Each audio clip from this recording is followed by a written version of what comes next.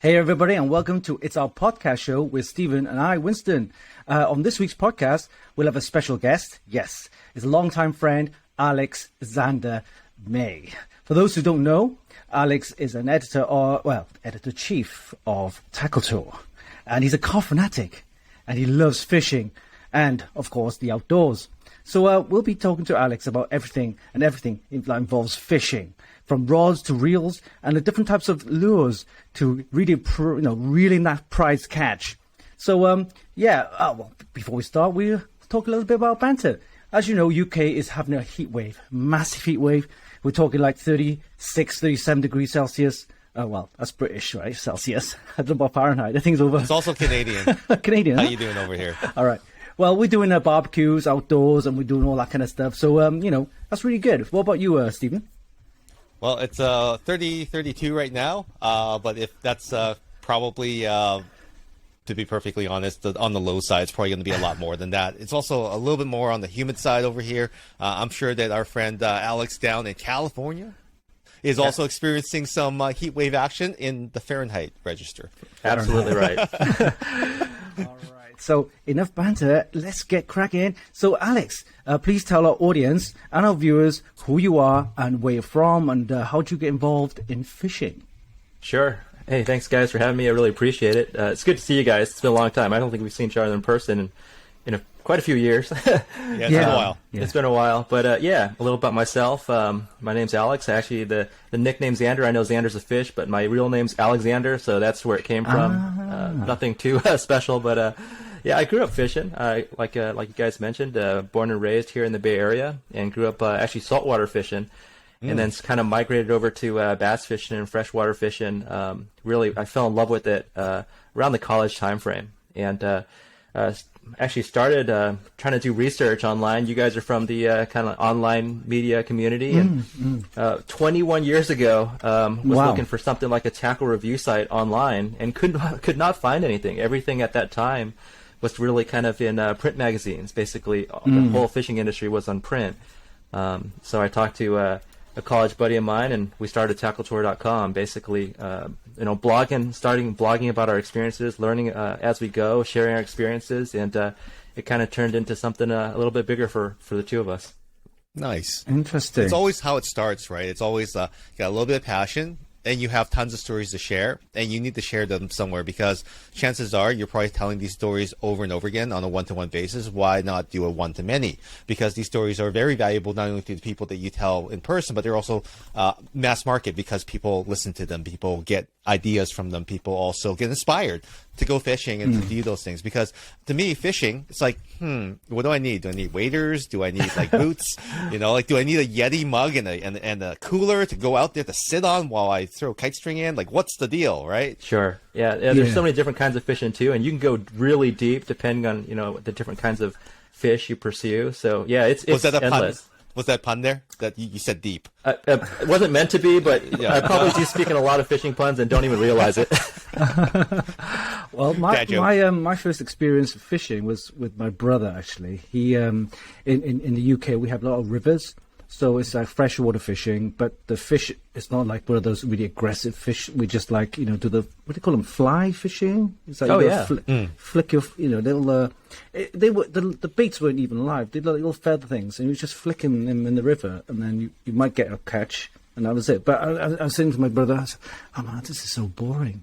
But when he catches that fish, it goes wild. Everyone goes wild, Yeah. So that's my first experience. I was probably around about 10 or 11. I can't remember. It sounds so dignified, Winston. It's like you're out there with like a hat and like a coat with like a plaid scarf, and you've got this wicker basket or something, and you're throwing your bait in and you're having tea at the same time. This is what it sounds like, man.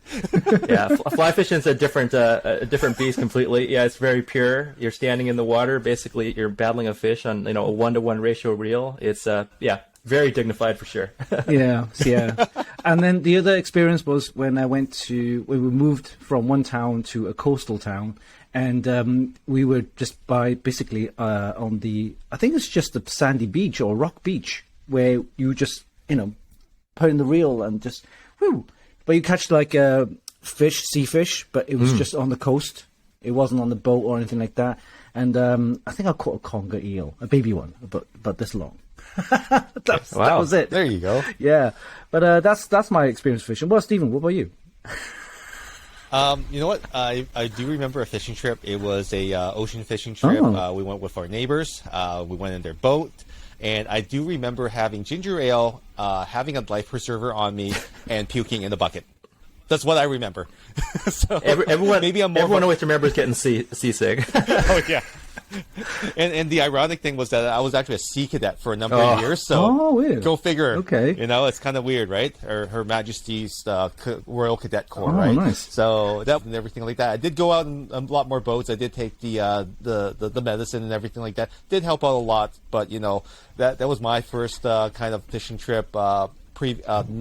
Other fishing trips were a little bit more tame, but never really got back out there in the ocean. I do have a friend that you might know, Rod, from Fishing with Rod. He's actually a friend of mine from a long time ago, and yeah, we actually rode bikes together, riding Shimano components, which you'll probably tell us about in a little while. And he took off with that. I never knew he was a fishing guy at all. Like fishing people come from all walks of life. You just don't know, right? Sure. Yeah. Quick it's question. a hobby. It's a passion. Quick question, Alex. So, if you're standing in a river or near the coast, standing fishing, versus on a boat. So, on a boat, you're looking at what? Bigger fish, bigger like catches. Is that what you're saying? When you're on a boat. It's actually. It's different. I mean, there's different types of fishing. There's like a lot of river fishing. You really can't get a boat in there, so you're standing in the water. You're wearing waders, perhaps. You're targeting trout. A lot of what we do here in the U.S., it's really the biggest freshwater thing is fishing for bass. And largemouth bass, that's the professional fishing circuit. And to fish for bass, you can fish from shore, but a lot of guys, they want to get on a boat because they aren't waiting for the fish to come to them. You're much more limited in an area if you can only walk ashore or get to an area. So, right. You know, a lot of the competitive bass fishing, you're in the boat, literally targeting the fish. You're finding where the fish are. The fish are moving. And it allows you to present with very many different layers, different techniques by being able to chase the fish, to find the fish. So this is where all the gadgets come in, like the sonar, the depth, the buoys, and everything like that. Really? Like they have like gadgets? Right? Yeah, there's a lot of high tech in bass fishing. Like on our boats, we use sonar for many years. People use flashers in the old days. And nowadays we have live sonar, where basically it is live. You can see the fish, and you can see the fish react to the bait, see how they're chasing it, really adjust your retrieve speeds. Wow. You know, some people say it's cheating, but you know, it's not cheating if everybody does it. I was going to say, it's like if everyone's doping in the Tour de France, is it really a problem? Well, you know, this is legal today. I mean, there are some tournaments that are starting to look at banning live sonar, but it is still legal officially. And guys do it, you know, recreationally as well too. And one of the things about bass fishing is we're all catch and release. So we basically catch a fish, take a picture, and let it go. Oh, another question. Yeah, that's the thing I wanted to ask. So you catch a fish, you take photo, you weigh it, and then you release it, right? Most times I don't even weigh it. Basically, you try to get them in and out of the water as quickly as possible. Unhook it and back in the water. And when you're in competition, is the amount of fish you catch, or is it the size that gets the prize? It depends on which type of fishing. There's different ways that you can fish. Some of the professional fishing circuits, it's about, you know, any fish over 2 pounds it catches, you can weigh it. You basically catch as many as you can within a given period of time. And then the kind of the BSS, the original big tournament circuit, it's like your top 5. So your top 5 biggest fish that you catch, and you basically cull fish.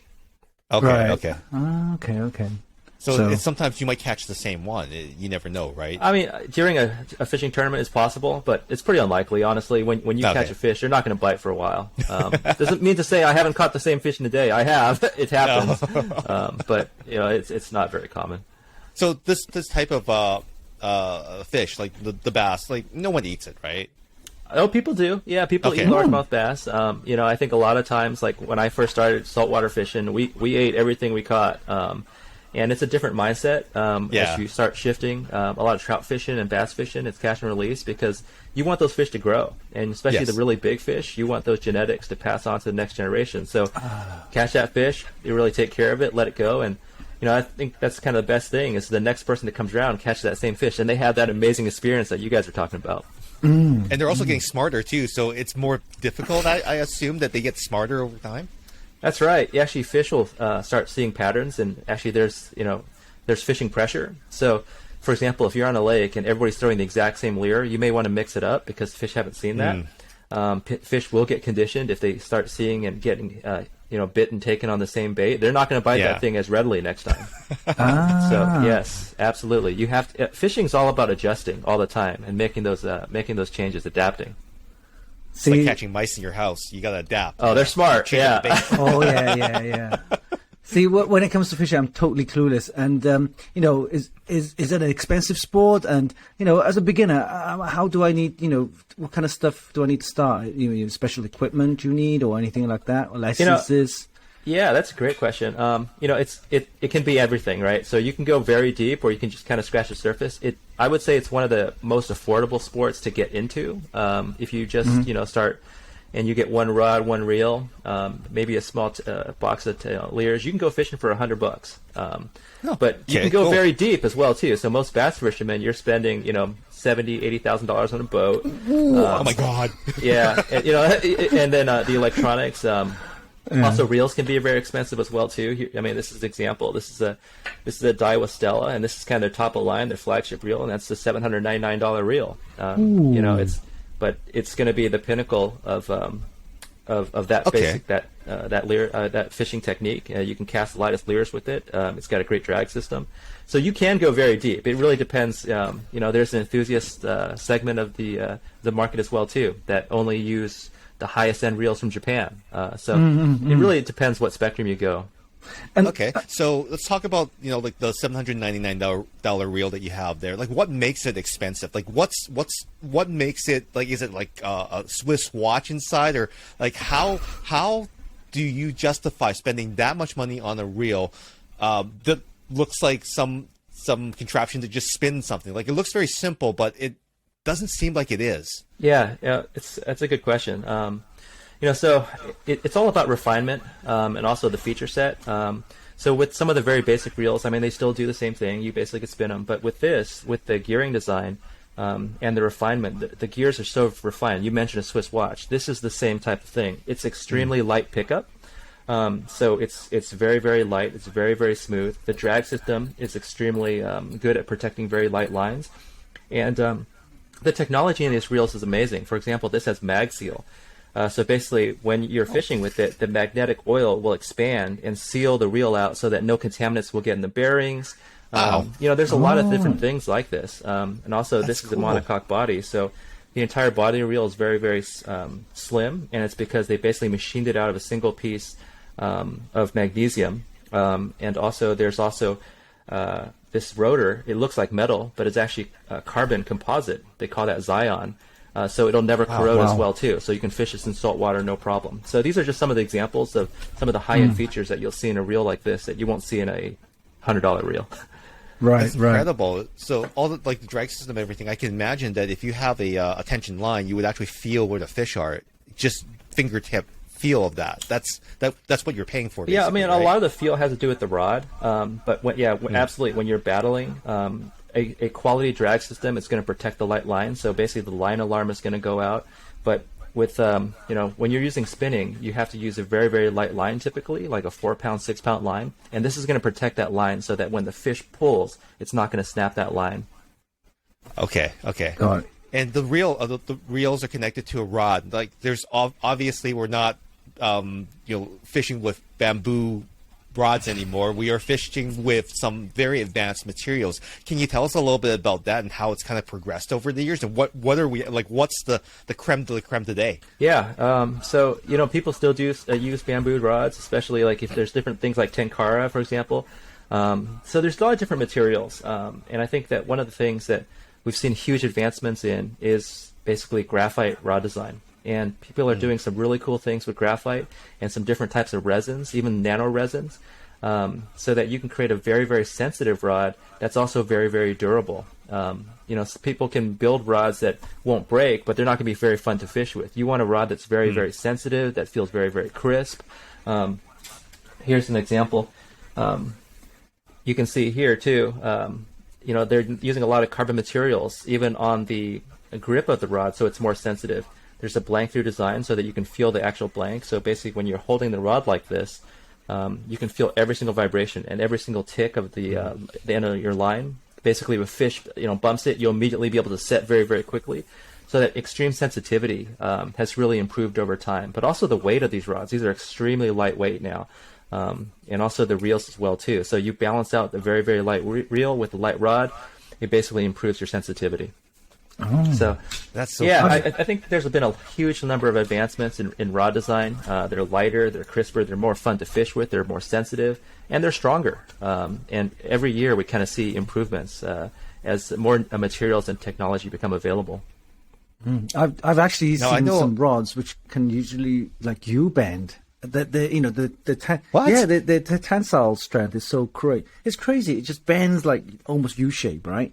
Yeah, and, that's the parabolic action, and yeah, they can do different things depending on what you're casting, right? So if you're casting a very big or heavy bait, then you don't want a rod that bends too much. You want to be able to sling it and catapult it. But if you're fishing a very small bait, for example, like a chatterbait or something like a half ounce or lower, then you want something pretty crisp. You want to be able to throw that just very, very easily. Cast it with precision. A lot of guys are dock skipping, for example. Then it's a little bit different. So you've got to match the rod, the line, the reel, all to the type of bait that you're going to throw. Okay, so there's a lot of specialization, and there's it's like going golfing, right? You have different drivers, putters for different types of sand traps, courses, etc. So it sounds like it's very similar to that. Now, talking about the equipment and overall, you said that we could start at $100, but would you? Because I know that in certain sports, right? Like, for example, like one of the most simple sports in the world that a lot of kids are into when they're young is skateboarding, right? So you go to Walmart, you buy a skateboard for $29. The kid hates it, and he never skateboards again. But when you buy something that's of a certain price point with a certain feature set, the kid just gets right into it. The bushings are the right weight, the trucks are a certain quality, the wheels roll. What's that sweet spot for someone that's doing basic fishing, just bass fishing out in the river? Like, what does that look like? I mean, I think with if you want to throw lures, then you may want to go up with the spectrum a little bit. Around the $200, $250 level, things get a little bit better. But I think it's important that people have a great experience the first time, and especially if you take out kids, for example, you want them to catch fish. Everything that we do kind of is using artificial lures. We don't use any live bait, anything like that. But it's okay to go out and throw some live bait, put a worm on the line, put a minnow on the line. You want the kids to catch fish. It's hard to beat live bait, right? Yeah. So, and you can do that with a $100 rod and reel if you're going to the right place, and as long as you know that there's fish in there. So I think that's okay. It's okay to start there and see if the kids really get hooked before you invest any more money to do that. But yeah, I think if you know what you're doing, you fish for a while, then yeah, you probably want to make those investments now. I think having a quality reel definitely improves the entire experience because it's going to be easier to cast. It's going to be more fun. So yeah, I think it all depends how much you know about fishing and whether you know that you want to progress in the sport yet. Yeah, quick question, Alex. Yeah, you mentioned about lures, about live bait, and of course the lures. So with the like normal like lures which are not live bait, how do you actually catch the fish? Do you like reel it in slowly so it mimics the movement of the fish, the bait, or how do you tell us the techniques to get that really catch? So every single bait's different, right? So depending on what you throw. And I'll give you a couple examples. This is a pretty easy bait for people to throw, and this is something I recommend a lot of guys if you want to start bass fishing, throw this first. And this is a spinner bait. The good thing about a spinner bait is that it's coming back like this, and it's relatively weedless. It won't hang up, and you can retrieve it at various speeds.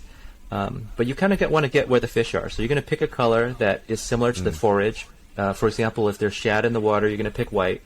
And you're going to retrieve this kind of a steady retrieve. You can pause it once in a while, but it'll be able to target every single depth.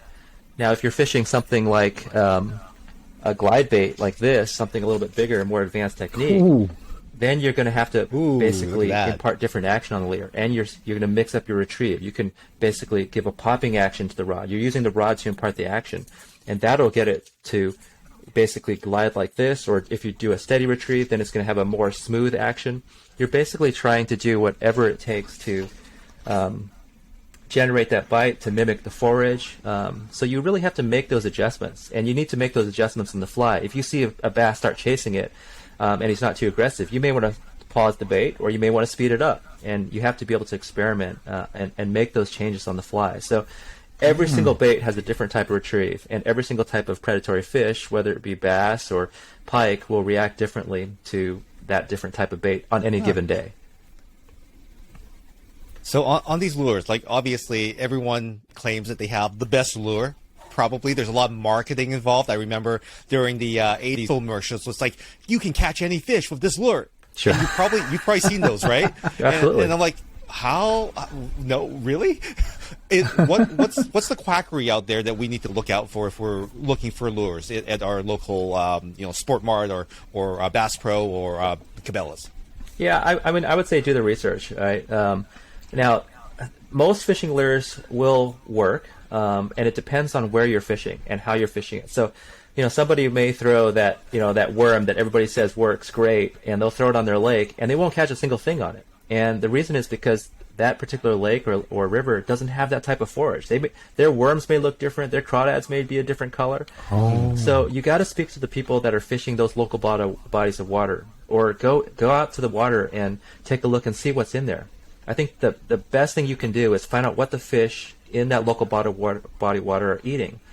If they're primarily feeding on bluegill, then you want to throw basically a bluegill color lure, or a type of worm that mimics that particular color during that season. If they're eating worms primarily, then you'll want to throw those colored worms. But if you find out that, for example, that there's only shad in that lake, then you want to primarily throw fish that mimic shad. So give the fish what they want. You can force feed them, but in terms of different types of baits, I think everybody has a different preference with how to catch fish too. I think people like to catch fish, but as you kind of graduate up the spectrum and really get into fishing, then you start targeting fish with the techniques that you enjoy. I love fishing swim baits, and I'll fish swim baits like 80% of the time because I like to watch the fish eat the bait. Actually, my favorite thing to do is catch fish on rats. And this is a technique that's great at any time of the day, primarily in the early hours or even at night. I love night fishing. And fish are keying in on the bait because of the sound, right? And as it's knocking, even in the dark, they'll see the profile. So this is basically what they're seeing at the bottom. This is what their view is. And they basically will explode on that bait. But when I show that bait to a lot of people, they're like, there's no way a fish will eat that. They don't understand it. And only when they see it for the first time, then they really will believe it. I said, Alex, that bait looks so big. Because normally when the other baits that I've used for fishing when I was a kid, they were like things, right? Tiny little worms this size. But your bait was like this big. Is that for the big mouth bass? Is that why? Is this why it's so big? Largemouth are crazy. So we'll fish baits that I think a lot of people will say are very big in the swim bait world. This is like a glide bait like this. But if I've seen fish that are not much bigger than this bait try to eat it, and they'll get hooked on it. That's how aggressive they are, and that's the awesome thing about bass. They'll bite for many different reasons. They'll bite because they want to eat. They'll bite because they're territorial. They'll bite because you piss them off. For example, if they're on a nest or they're basically bedded up, and you throw on them, it doesn't really matter what you throw on them. They will kill it because they don't want that thing on their nest bothering their eggs. So there's a lot of different ways to target them.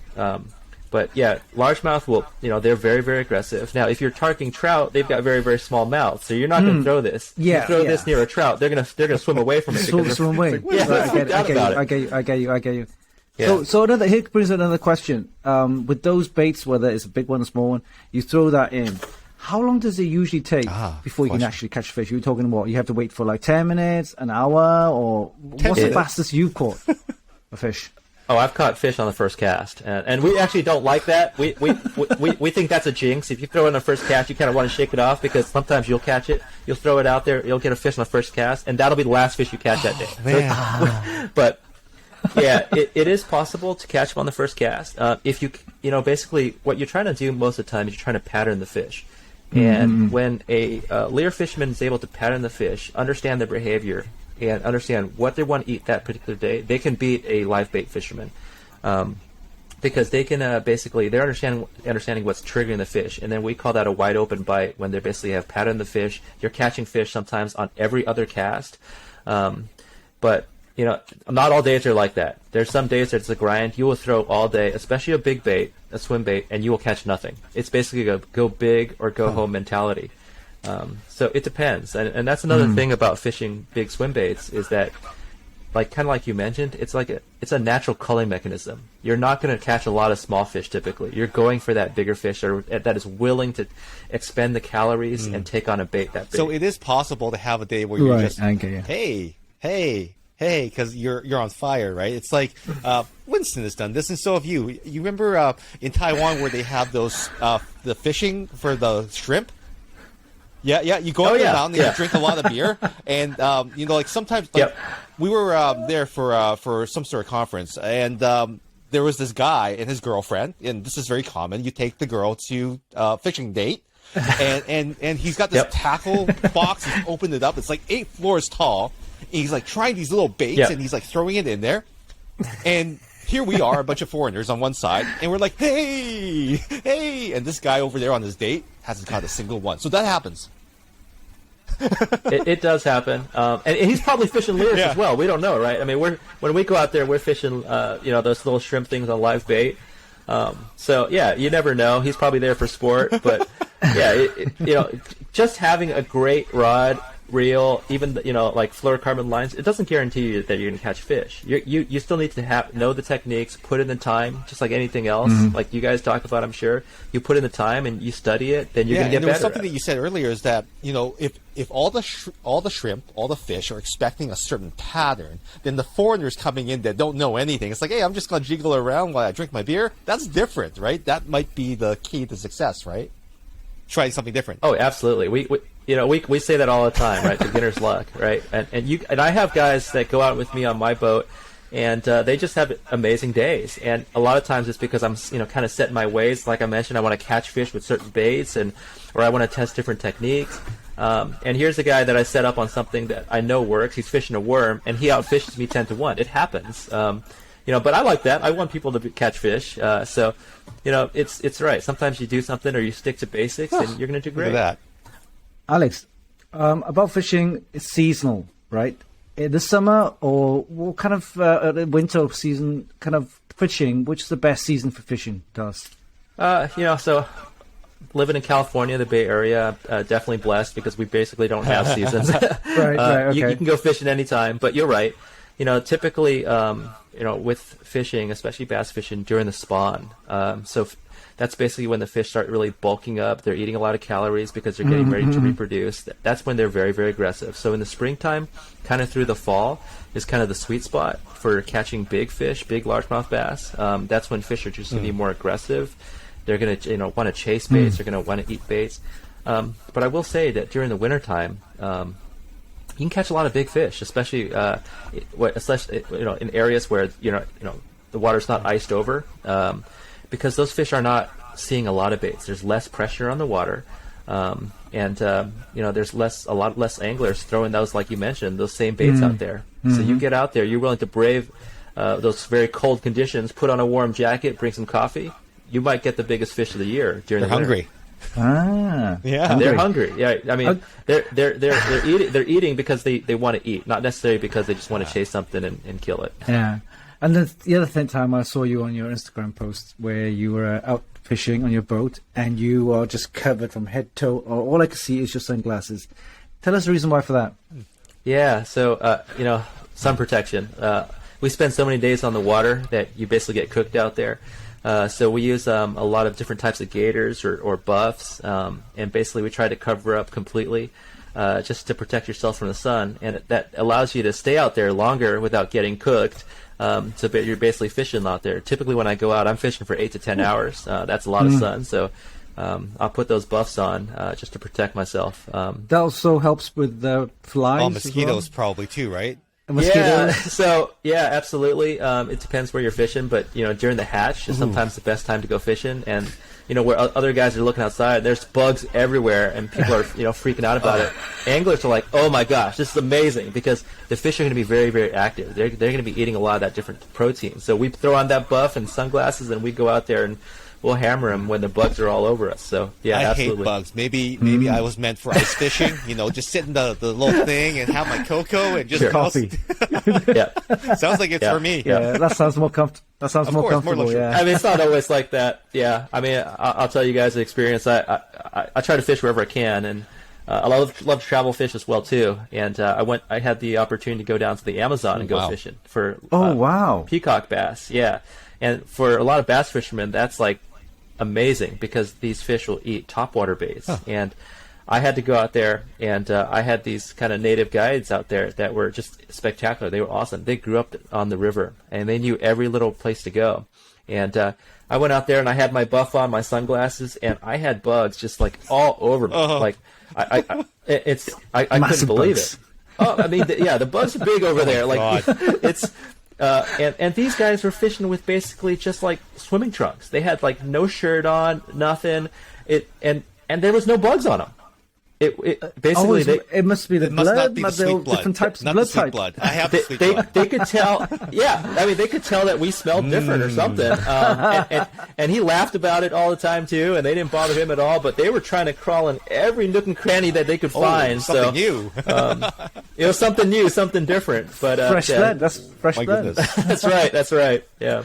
But over there, they must have caught different fish, different types of fish, right? Not just the bass that you're looking for. They must have different. We go down there to catch peacock bass, and peacock bass they're beautiful fish. They're very, very colorful, and they basically are super aggressive. They don't have big teeth, but they'll eat piranha. They'll eat other fish. They basically eat piranha. Oh, absolutely. My God. They're so tough that they basically will smash fish against the shore. They'll swallow fish, and they get big by eating other fish quickly before they can bite them. So, we had to go where the piranha were to find these peacocks. I have another story about that too. So, I was out there with a buddy, and I was catching a bunch of peacocks. And again, I had patterned the fish. They basically were eating this like orange plug, and my other buddy, he had green, blue, yellow, and he was throwing them, and he couldn't catch anything. I had already caught 10 fish over that day, fish up to 18 pounds.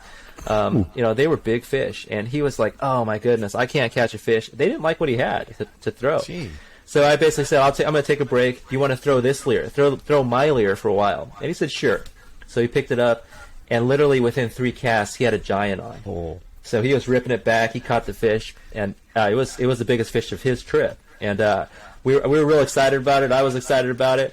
And I went in for a high five, and I don't know, it was a small boat, totally missed him, flew out of the boat with my camera around my neck. Oh my God. And I went in there with the piranhas in there, and it was like, as I'm going in there, my leg, like, I don't know why, I was trying to keep an appendage in the boat. I don't know. I stuck my leg over the boat, and I hooked myself in the leg. So now I'm bleeding in the water. I've got a rod, a reel, my camera. I take my camera off, I throw it back to him, and it's the fastest I've ever swam in my life. He literally said, like, I hit the water, and I somehow, like, bounced back in the boat. Oh my God. But, I lost that camera. It was flooded with water. Oh, jeez. I tell that story, and I wish I could say I was battling a big fish and it pulled me in, but no, I went in for a high five and missed. Oh man, piranha, a true story. That's a true story. I wrote about it. There's an article about it, and you can see the pictures where I'm like emptying out the camera and wringing out my socks. But yeah, that's the cool thing about fishing. You have these different experiences, and you get these different stories to tell. Like, so again, they're fish stories. Like, you won't believe it if you don't see it. But that's one of the cool things about our site is we get to write about it and share those experiences. Holy moly! Yeah, I'd be out of there. I'd be out of there in like 2 seconds. I wouldn't know what to do. Yeah, that's sharp. Yeah. I looked over at the guide, and he looked like just totally, like, he was totally frozen. And he looked at me, and I'm like, has that ever happened before? And he just shook his head, and he was like, no, you're the first. Oh, damn. Oh, damn. Dude, he ain't going in after you, that's for sure. He's like, you're on your own. No, he basically watched the whole thing happen, and I think he was totally frozen. He was just like this guy will figure it out. Yep. Fast. That's crazy. That's crazy. All right, then. So, Alex, tell us, what's the biggest catch that you had? So I mean, I've caught tuna, over 100 pounds. But you kind of mentioned getting seasick. I get seasick as well too. So I'm not a big saltwater fisherman. Probably the biggest fish I ever caught is a Goliath grouper. And these Goliaths, basically, you catch tuna and you use that tuna as bait. You basically hook a live tuna and you drop it into down by these wrecks, and these Goliath groupers, which look just like giant largemouth bass, will eat them. These Goliaths can get over 1,000 pounds. And what the hell? Yeah, so I went to Florida. I tried on 3 different occasions to catch a Goliath, and on this trip about 2 years ago, my buddy took me out there. He knew I really wanted to catch one, and we caught 3 big, tuna. And to me, these tunas are pretty big. And he's like, "No, that's bait." Yeah. I mean, these aren't big tuna; they're albies. And so we hook them and we put them down there. And the first 2 Goliaths, basically, the minute they hit, they pull you down the rail, and you're basically trying to grind on them. And I had both of them break me off. They basically pulled themselves into the wrecks, and even though you're having braided line, they'll shear that braided line right off. So he said, we've got one more fish. We got one more albie. So what we're going to do is, the minute you hook up, you let me know, and we're going to turn on the boat, and we're going to drag Goliath out from the wreck for a couple miles to try to tire it out, and you just got to hold on, and then you'll fight it. Jesus. And I said, okay, sounds like a plan. So we drop it down there. Literally, like, these things are not shy. They'll swallow albies, and it only took a couple seconds. He ate it. I screamed. He jumps on the motor. I'm in the rail, literally just holding on for my life, and we pull it out, and I can just feel this thing tugging. And I fight this thing for the next probably 30 minutes, and it's just a nonstop battle. I'm sweating. I've got snot pouring out of my nose. He's laughing the whole time because, I'm a bass fisherman, and a bass fight is not too long. They're hard fighting fish, pound for pound, but they're not hundreds of pounds. So he's laughing at me the whole time. I finally get the fish up to the water. You don't take them out of the water. You basically take a picture of it by the boat, and I'm just absolutely exhausted. And I can barely stand up. My arms are shaking, and it was a great experience, and I never want to do it again. I can say I've caught one, so for me, it's not about the biggest fish. It's, the largemouth bass. We're always trying to catch fish over 10 pounds. That's a trophy bass for us, and a lot of people fish their whole life and they won't catch one over 10 pounds. So we're always constantly trying to do that. So, so in terms of the hierarchy of catching fish, of sport fishing, of doing these things, what's the hierarchy? Like, I see a lot of people fishing for marlins. Is that big on the list, or is that kind of out of vogue now? I'll tell you, it's different for everybody. There's some guys that only saltwater fish and they only target marlin. And if you're a warm water saltwater fisherman, then marlin, tuna, those are going to be kind of top of your food chain fish. A lot of guys love catching bluefin tuna. Like me, I'm a bass fisherman. Then I'm targeting bass all the time. I'll fish for bass and striped bass, but primarily largemouth bass, smallmouth bass, spotted bass. And then there's trout fishermen, guys that go out and catch trout all the time, and they're trying to catch that elusive brown trout.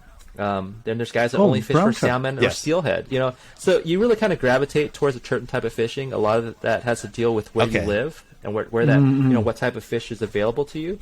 In Canada, every single type of those areas, you can go deep. Yeah, and Stephen, in Canada, they do a lot of salmon fishing. There's certain times of year where the indigenous people get their share first, and then the fisheries will release the rest, and then you need licenses, and you fish in certain areas. Yeah, licenses. So Stephen, you mentioned licenses. What about Alex? Do you need licenses to go fishing where you are? Yeah, you do. You need different licenses for every type of fish, and every state has their own different licenses as well too. So you've got to get those licenses, it's different for saltwater, different for freshwater as well too. If you want to use 2 rods, it's a different stamp. It really varies depending where you are. So you need to research that, especially when you travel.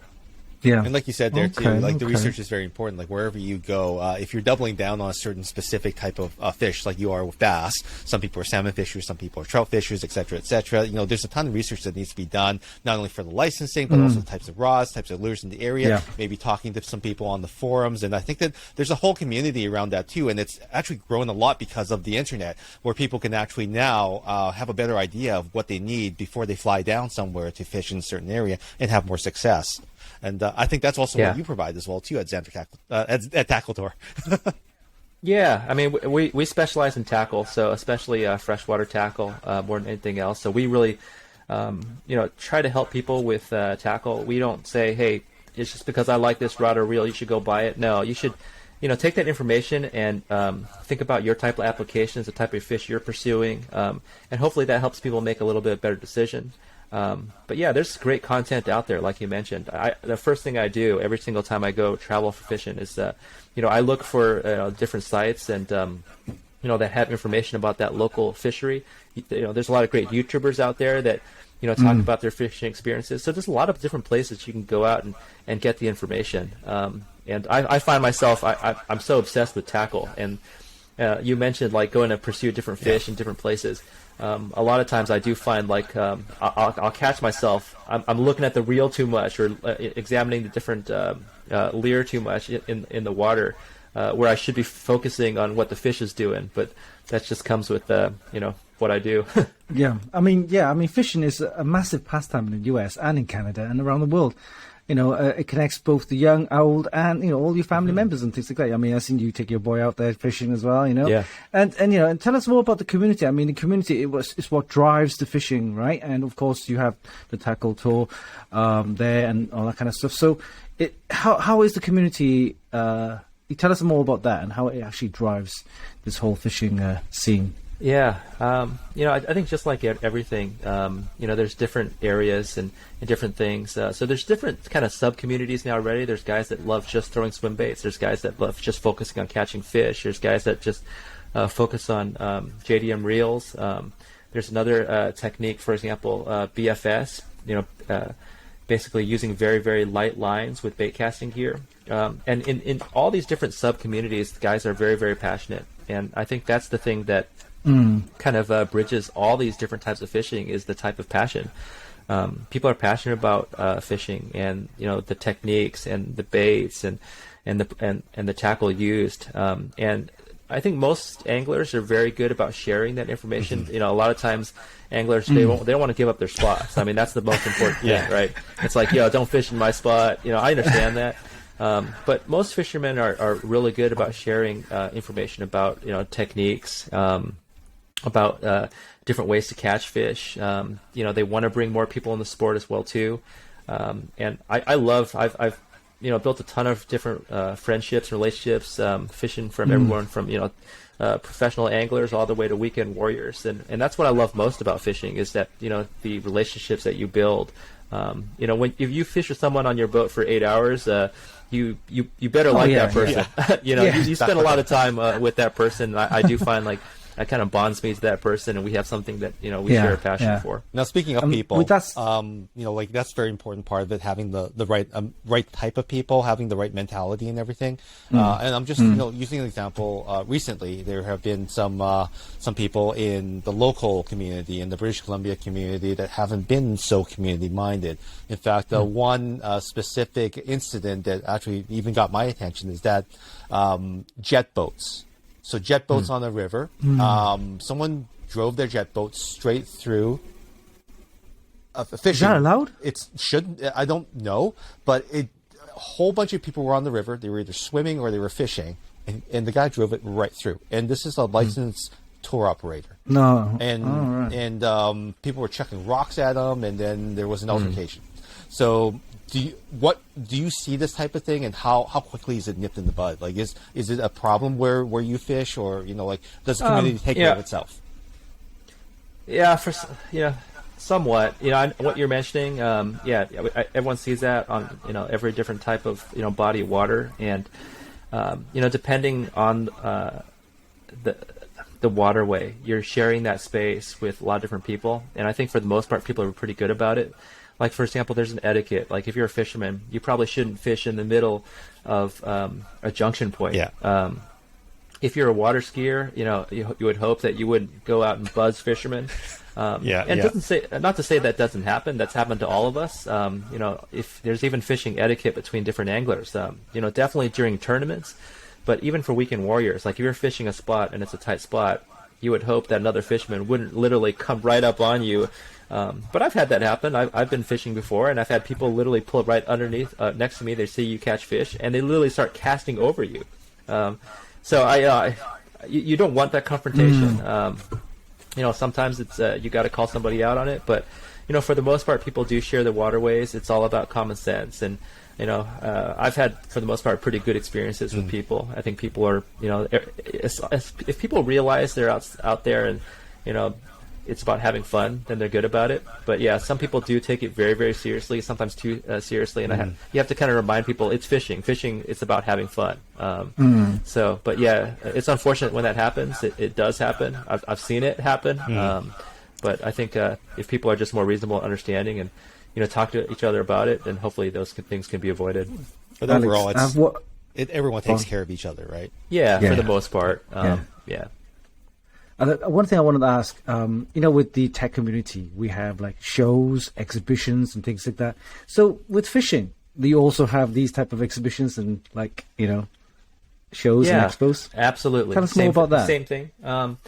So the biggest show every year is ICAST. It's the biggest fishing show in the world. It's typically either in Florida or Orlando. It has been in Las Vegas, in the exact same place that we have CES in the past. Wow. It basically alternates. And that's a show that's only open to manufacturers and press and buyers. And that typically happens in the July timeframe, where a lot of the new tackle is introduced for the new season. But there's also regional shows as well too that try to bring fishing and techniques and guides. We have the ISE shows that are in Sacramento or different places, travel around the U.S. that try to introduce these different opportunities to anglers. And then there's the swim bait shows where guys get together, and these are the custom swim bait builders that are building swim baits, and they're sharing and selling their swim baits that are very, very hard to get. At these shows as well too. So yeah, there's many different levels, from the industry side all the way to the local side, and kind of these niche communities where there's these fishing events. And I think that's something with COVID that was missing for the last 2 years.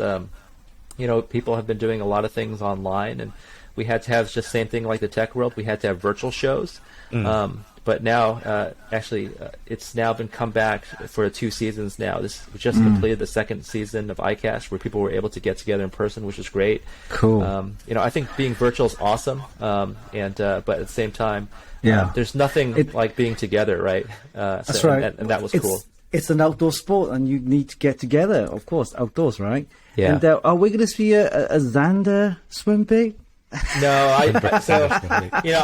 I have made baits in the past, but I did that to basically learn about how bait makers make baits. There's a lot that goes into a bait. This is, for example, a sneaky rat bait, and you have to basically carve a piece of wood, but you can see underneath here these 4 dots, and those are different weight points where the bait's weighted perfectly. And then the lip design, the angle, the size of the lip that helps generate the action. I did make baits to study that, but not to sell baits, basically so I could understand how these bait makers create their baits, understand kind of the physics behind that, and how they displace water as well too. I love that tail. That little tail. Oh, this tail is awesome. So the tail is also designed to make movement as well too, and these are hand poured. And they float as well too. So this is all part of it. Even the tail color makes a difference, because I've changed out different colors as well too. It doesn't make so much of a difference at night. But I'm not going to be making baits to sell, but I do try to understand everything. It just helps you be able to write about the product more.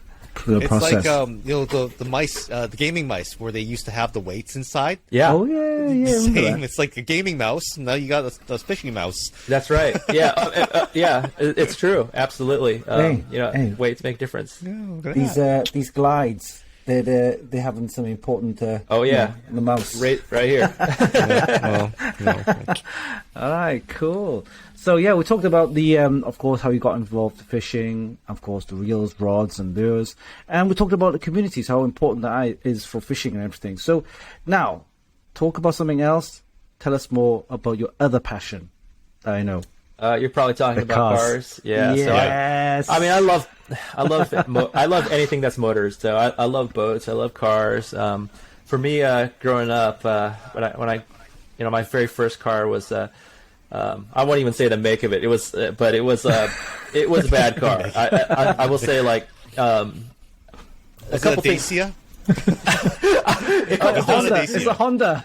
No, it wasn't a Honda. A couple things happened to this car. When I was driving it one time, I was making a 3-point turn, and it's an old car, and the steering wheel broke off. I had the door rust off it, so we basically had to weld the door back on, so that even when I had dates back then, I had to ask the date to crawl over the driver's side to get in the passenger seat. It was bad times, but I basically said, when I make a few bucks, I'm going to buy myself a better car. And for me, a car's always represented freedom, basically the ability to go everywhere. Obviously, like we talked about fishing. You got to have a good, vehicle to get you out there and back. But yeah, I love sports cars as well too. So I love, off-roading and sports cars. I love going fast. And my current favorite ride is it's an Acura NSX. It's basically a hand-built car. It's the only supercar that's built in the United States. And it's Honda. It's a Honda, but it's actually built in the U.S. And it's a supercar that's completely hand built. And I absolutely love it. And this is the next generation one, right? Not the '90s Honda.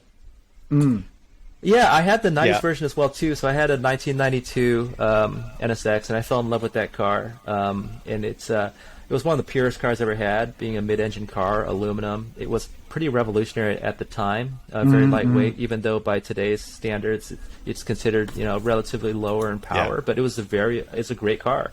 It didn't even have power steering. It was so pure. Wow. And the new NSX, basically they came out with this car in 2017. That's right. It was. This new generation took a long time to come up with it, and it hasn't been, universally well received. A lot of guys they find it so different than the original, but I also consider it quite revolutionary at the time because it was one of the first, true hybrid supercars. The Porsche has a hybrid supercar, but this is actually, comparatively speaking, a relatively affordable supercar. Yes. But it's got basically got 4 motors. It's got 2 electric motors in front. It's got a V6 a twin turbo in the back, and then another electric motor mated to that rear axle. And that hybrid power, you get kind of like a launch like a Tesla. But the amazing handling with vectoring as well too. So for me, it's kind of the best of both worlds, and I think you're going to see a lot of supercars start moving towards hybrid, as well as pure EV moving forward. Yeah, I'm glad you mentioned affordable because I know McLaren didn't use the electric to make it more economical. They made it.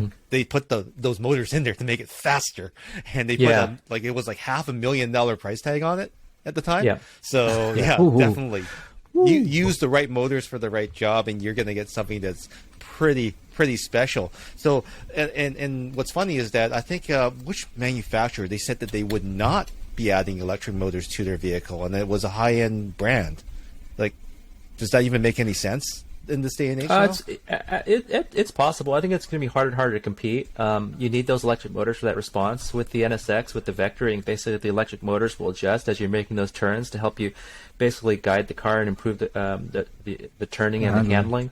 I think it's the electrification's coming, right? So you're going to see more and more of that, to leverage that technology. And I drive a Tesla as well too. That's my daily driver. I love it. The 0 to 60, it's just it's a gut punch. It's fast, but there's something about hearing that sound too, and that's one of the things I really love about a hybrid. So you're getting the kind of those the engine behind it, and you get the sipping of the the turbos and the intercoolers as well too. So it's kind of the best of both worlds. But I think it's going to be hard to fight that because to be able to generate that type of speed to compete with some of the other guys, the electrification, might as well leverage the best technology that's out there, either in the form of a hybrid or do something with an EV to make it very fast, but also just as engaging to drive. I think that the brand was Pagani. They were not Pagani. They were not going to do electric at all. They were just going to stick to. And I hope I got that brand right. It was one of the Italian brands that said, "No, we're just going to do this." I'm not sure which brand, but I can understand that. I mean, there's a lot of guys that just love gas, and I'm one of them. I love my previous car was a Shelby GT350, and I loved the way that thing sounded. I loved the way it handled, and I loved the noise it made. So there's as long as gas is going to be available, and I think it's going to be available for quite some time, I can totally appreciate that. Now, speaking of electrification, you're in California. This is the big place for, electric things to happen. Of course, there's some, challenges with the grid. And, my cousins, being that they're all electrical engineers, they go down to the conferences and they kind of laugh at what they've done to the grid down there. But that's another story. How is that? Like, you're a Tesla driver. What's the real world deal down there? Because we get all this different noise, this different misinformation, this lady pointing at a mall, seeing a lineup at the Target, right? Like, is that what you're experiencing down there as an EV driver, or is it just kind of noise? There's a lot of Teslas out here, yeah. And I think that's a good thing. So I bought the first Model S right when it first came out, the Gen 1. Recharging for life, right? Yeah, I'm on my second Model S now, and I got that in 2018. That was the last year for free charging. So wow. I'm basically I'm going to run this car as long as I can because I've got free supercharging. When I first got my first Tesla in the whole South Bay area, so basically San Francisco down, there were only 3 superchargers. And now there are literally probably 30 superchargers within that same area. So they really improved the network a lot. With the Model 3 and the Model Ys, that's primarily what you see on the road these days. There's a ton of them. But I've never had issues with supercharging. There's so many more superchargers out there. You can drive from here to New York on superchargers, no problem. Yeah. So the infrastructure is very, very good. I will say, I think if you're driving another brand of a car and you've got to use a lot of the different public chargers, you got to share that. That probably is a little bit more difficult still. Yeah. So that still has to come up. But yeah, I think for Tesla drivers, the infrastructure is very, very strong. And I think the public charging network is improving. So I am seeing more different brands out there, which is great as well too. And I think one of the exciting things is now you're seeing a lot of trucks. Now, yes, you're seeing Rivians out there, and hopefully Ford is going to start shipping their F-150 I saw soon. one. You saw one already? There was one parked in front of my car the other day. Oh, really? And it was right in front of my house. Fantastic. So I haven't seen any Lightnings on the road yet, but I think even for anglers that are fishing in this area, that's very cool as well too. Yeah. And then hopefully we'll see Cybertrucks in the near future as well too. 2023 is what they're saying now. Yep. So yep. Well, hopefully we It's see already those sold out, right? It's already sold out. Oh, it's like pre-ordered to hell. Like, even, Yeah, I've got my order in. Of course. Yeah. Of course, man. There's so much going on, like hybrid and electrification, and also EVs, right? I mean, you're right. Network matters the most in this case, and it seems like in the U.S. the Tesla network is extremely well developed. Yeah. In Canada, they kind of took a hybrid approach where they made the stations for Teslas agree to have DCFC CCS chargers at the same station. So most of the new stations have at least a couple of 50 kilowatt chargers for regular cars. So all the stations rolling out, it's actually benefiting both regular non-Tesla EVs and also Tesla EVs alike. And what's funny is that in Canada, you can actually reach more remote places with these EV chargers than you could some gas stations because they're actually further and farther apart, which is kind of weird, right? I mean, you have to wait 200 kilometers to get to the next gas station. Well, there's actually a charger right in between. That's cool. That's cool. weird. It's interesting you mentioned that. I think some of the manufacturers out here too are starting to put chargers near very remote areas, like yes, in trails near Lake Tahoe, things like that. They normally are not allowed to have gas stations. These are much cleaner power, right? So you basically charge up your off-road vehicle before you hit the trail. So, that's cool. I was trying to just make it more accessible and available to everybody everywhere. So, hope to see more of that moving forward. Yeah, for sure. Like Sure. There's this one thing that when you feel excluded, you get very upset. And I know that a lot of people, especially in the U.S., where certain pockets of individuals are like, oh, I'll never be able to have that, therefore I'm going to get really angry about it. Well, you have to wait. It's coming, right? It's like when the Ford Model T first came out, the first 5 years of its life, there were no roads. The first subsidy for transportation was actually the roads in North America. Yeah. So everyone benefits from that. Yeah. And hopefully we see more people benefiting from this and getting the savings, etc. Right? Totally agree. Yeah. lowest common denominator, right? Yeah. Until we can help the most underprivileged people, we are not doing ourselves a favor yet. Yeah, yeah, absolutely. And that's the cool thing too about this technology. Not just the infrastructure, but the technology itself of the batteries and things like that. It's become so much more affordable as more manufacturers have jumped in, and there's more competition, which I think is good. You're seeing EVs become much more affordable than they have been. So that makes it more accessible as well. And I love the fact that all this battery technology moving forward is going to benefit our phones. It's going to benefit our laptops. It's going to benefit so many things that you don't even realize, because it's like you remember when plasma TVs were the only flat screen TV? Yeah. Then all of a sudden Sony, Panasonic, and everyone, they were so expensive. It's like $40K for a 40-inch TV, and even in 2005, if you wanted to buy a 40-inch LCD Sony TV that was only 720p, it was almost $3,000 US just to get that thing, right? Now it's $349 Canadian, $199 US at Walmart to get a 43-inch TCL. It's crazy. It's incredible, right? It's the production, isn't it? I mean, the more manufacturers out there, the more you'll produce. But my brother's driving a Hyundai EV, and my wife's thinking of getting the Volkswagen ID4. So it's I drive a Kia. Yeah, and then one thing also, when you're talking about charging, you need charging at your home, right? So a lot of the whether it's the local utility provider or whether it's the Teslas, they'll go out to your house, wouldn't they, right? And install the charger and everything, or either free of charge or whether there's a rental. But it's going to be everywhere, whether it be a house, apartments, condominiums, whatever. They're going to be putting them in everywhere. And like I said, you have different types of chargers: the fast chargers, type 1s, type 2s, and the type 3s.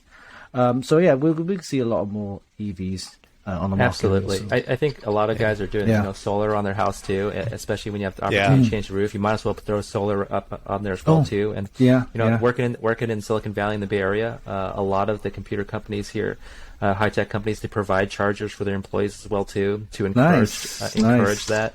It's all right. Definitely making it easier for people. Excellent. So, a question for both of you guys. Okay, since we're in the car section here. No holds barred. Which car would you buy, gas, and which EV would you buy today? I know my answers already. I have Grail cars, but I think for EV, I love Tesla. They've really improved their build quality a lot, and when it comes to the software side, I think they've done a great job. So I would love to have a Tesla Roadster when that becomes available.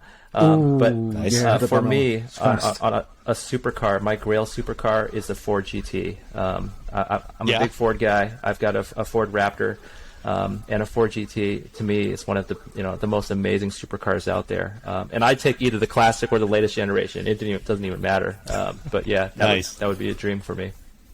Winston, you've got a little bit of a UK perspective on this. What are the two vehicles that you would pick out? Yeah, well, I've seen a lot of European cars, especially the Volkswagen, and they're doing something okay. I mean, they're not great.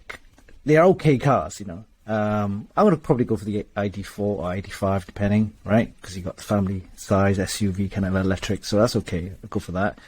Gas cars, or the gas petroleum cars, we call them, right? Petrol cars. I don't know. I like the Mercedes. I don't know. They've been around. It's a nice drive. It's elegant. It's it's slick. It's not and it's affordable. They're not overly priced. If you get for the gas Mercedes, they're okay. So that's me. Okay, I'm going to be a little bit different here. My number one EV would actually be a Lucid Air Stream 2 edition, because I know that they're pushing 1,000 kilometers, and holy crap, 3 seconds? That's fast. In a family sedan? And there's so much space in the back. Yeah, no one is going to complain back there or be punching each other if we stick the family back there. The trunk is ginormous. So that would be my dream EV right now. Maybe even the state version of it, like a station wagon version of that, would be so sick. Just absolutely sick. So I would love to get my hands on one of those as my dream EV right now. For my gas car, actually, it wouldn't be a gas car. What I would probably love to have, the hybrid? They've just discontinued it. No, it's actually a Yamaha. I think it's called the. It has these. It's got a 4-cylinder engine in it, and it's a motorcycle. It's black. I can't remember what it's called, but it's like basically riding a 4-cylinder engine on a motorcycle. It is like it pollutes like a car, but it just goes. It's so heavy and it's so stable. I want that. Oh, crazy. Yeah, I think it's not a Marauder. It's just black. It's just like it's murdered out. That's the one All I right, want. cool. So, guys, we talked about fishing and we talked about cars. So I think we'll wrap it up, right, guys? So thank you, Alex, for joining our show. And, of course, you've given us a fascinating insight on fishing, the world of fishing, and not to mention, of course, your passion about cars. Yes. And so tell us where people can find you on your socials. Sounds good. Thanks for having me, guys. I really appreciate it. And I just appreciate the opportunity to catch up with you guys. Yeah, you can find me. Basically, our site is TackleTour.com. And you can find me on my Instagram at Zander TackleTour. Those are basically the best place to reach me. And thank you again, and thank you to all your viewers. I really appreciate the time. Stephen? Have a show. Would you be willing to come out and chat with us some more? Absolutely. Yeah, anytime, guys. It's always a pleasure. Woo. And you can find me. I'm Stephen. And on socials, on Twitter, and on Instagram, which I gravitate towards the most, you can find me at Stephen Fung, where you'll find me doing whatever the hell I'm doing, probably skateboarding and losing skin. Again, because I am old as Yes, and of course you can find me on Instagram as well as Twitter at WinstonChim. So I'll be doing cooking stuff and fashion stuff, anything non-tech, but you can find me on there. All right, guys. So thanks, guys, for joining on the show. Make sure you tune in for our show. It's our podcast show every Wednesday. You got it. All right. Bye, everyone. Bye. Thanks, guys. Bye.